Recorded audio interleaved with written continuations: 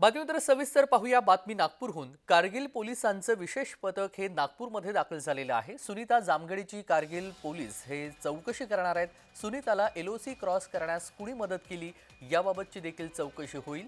सखोल चौकशीसाठी प्रोडक्शन वॉरंटवरती कारगिलला तिला नेण्यात येणार आहे। सुनीताकडून सर्व घटनेचं रिक्रिएशन केलं जाणार असून हेरगिरीच्या संशयावरून तिची कारगिल पोलीस हे चौकशी करणार आहेत। आणि या प्रकरणामध्ये राष्ट्रीय सुरक्षेसंदर्भात काही बाबी समोर येत असल्यानं चौकशीला जास्त महत्त्व आहे। 14 मे रोजी त्या कारगिलच्या हंडरबन सीमेवरील गावाजवळून ती पाकिस्तानमध्ये गेलेली होती आणि त्यानंतर ती पाकिस्तानमध्ये जाऊन हेरगिरी केली आहे का याबाबतची चौकशी सध्या कारगिल पोलीस करणार आहेत। आणि या सगळ्या संदर्भात सविस्तर तपशील आपण जाणून घेऊयात। तेजस मोहतरे आपले प्रतिनिधी जोडले गेलेले आहेत। तेजस, सुनीता जामगडेला आज कारगिलचे पोलीस या ठिकाणी येतील आणि वॉरंटवरती त्या ठिकाणी जाऊन बॉर्डरवरती रिक्रिएशन केलं जाणार आहे।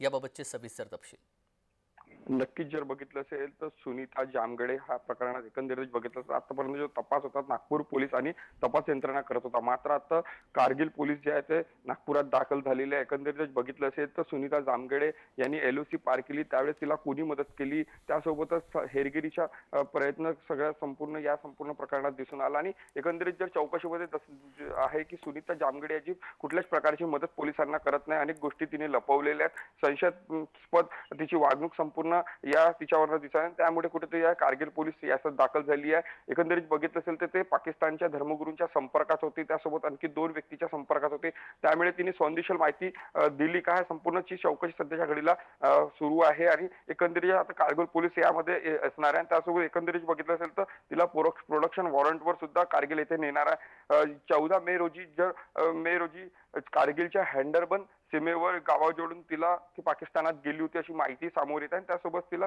आपला मुलगा एका स्थानिक हॉटेलमध्ये तिने ठेवला होता आणि त्यासोबतच तिने एकटीने प्रवेश केला। या संपूर्ण संदर्भातली चौकशी जी आहे ती कारगिल पोलीस करणार आहेत। ज्या ठिकाणी ती गेली होती त्या ठिकाणी वास्तवाला अमृतसरला होती, त्या ठिकाणची त्या स्थानाची सुद्धा कारगिल पोलीस चौकशी करणार आहेत। आणि तिचा जो डाटा होता, डाटा संपूर्ण तिने डिलीट केला, पुन्हा रिकव्हरसाठी तिने सायबर सेलकडे सध्या तिचा मोबाईल दिला आणि त्यामुळे ते आणखी कुठल्या व्यक्तीसोबत चॅटिंग करत होती की अजून कुठल्या व्यक्तीसोबत ती बोलत होती की याची सुद्धा चौकशी सुद्धा कारगिल पोलीस करणार आहे। अगदी तेजस, कारगिल पोलीस आज तिची चौकशी करणार आहेत, मात्र आत्तापर्यंत जी पोलिसांनी चौकशी केलेली आहे त्यामधून काही माहिती समोर आली आहे का?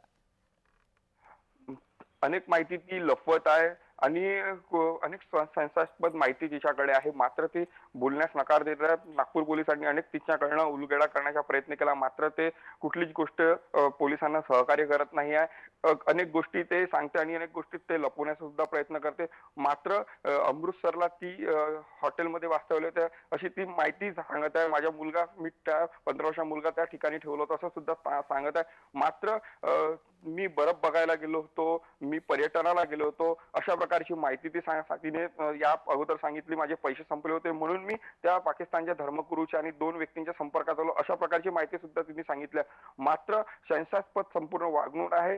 अनेक गोष्टी तिने सांगितल्या का, संदेशील माहिती तिने दिली का याची सुद्धा चौकशी आता नागपूर पोलिसांनी केली होती, मात्र या संपूर्ण गोष्टीचा उलगडा करण्यासाठी आता कारगिल पोलीस जी आहे ती नागपुरात दाखल झालेली आहे। अगदी त्याच्यासोबतच राहा, अजून एका बातमीचे तपशील आपल्याकडून जाणून घ्यायचे आहेत।